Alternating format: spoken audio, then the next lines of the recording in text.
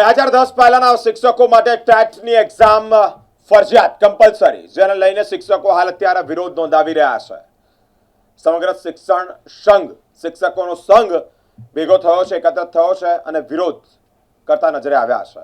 રાજ્યમાં શિક્ષકો હડતાલ પર ઉતર્યા છે. વડોદરામાં પણ અખિલ ભારતીય રાષ્ટ્રીય શૈક્ષણિક મહાસંઘ દ્વારા જિલ્લા પંચાયત ખાતે ધરણા પ્રદર્શન કરવામાં આવ્યો છે.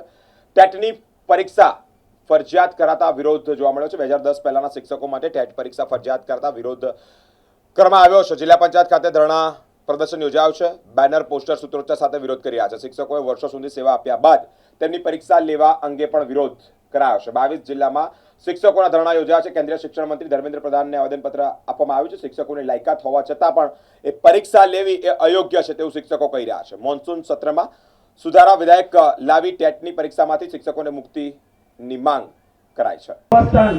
23 ઓગસ્ટ 2010ના દિવસે જે નિર્ણય આવ્યો કે ટેટની પરીક્ષા ફરજિયાત કરવામાં આવી, તો ત્યારબાદના શિક્ષક મિત્રો તો ટેટની પરીક્ષા આપીને જ સરકારી નોકરી, ખાસ કરીને શિક્ષણના ક્ષેત્રમાં લાગેલા છે.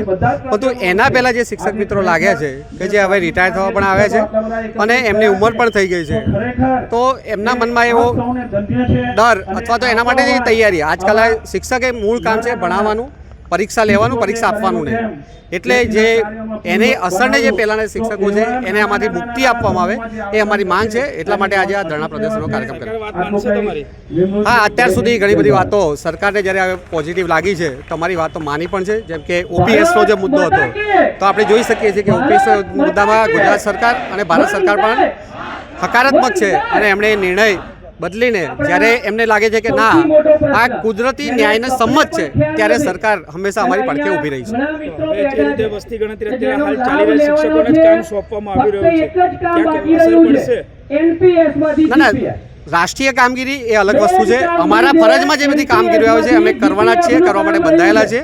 કેમ કે રાષ્ટ્રહિત એ હંમેશા શિક્ષકો માટે પહેલાં છે, ત્યાર પછી પોતાનું હિત છે અને પોતે પણ રાષ્ટ્રના અંદર જ આવેલું છે.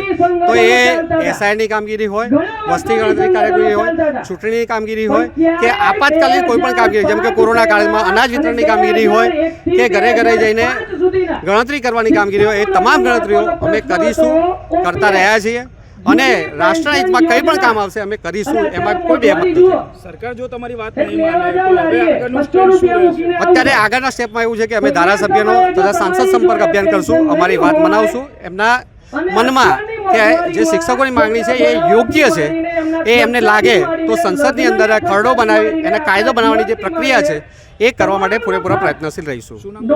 ભારતસિંહ સોલંકી, પ્રાંત ઉપાધ્યક્ષ, અખિલ ભારતીય રાષ્ટ્રીય શૈક્ષિક મહાસંઘ.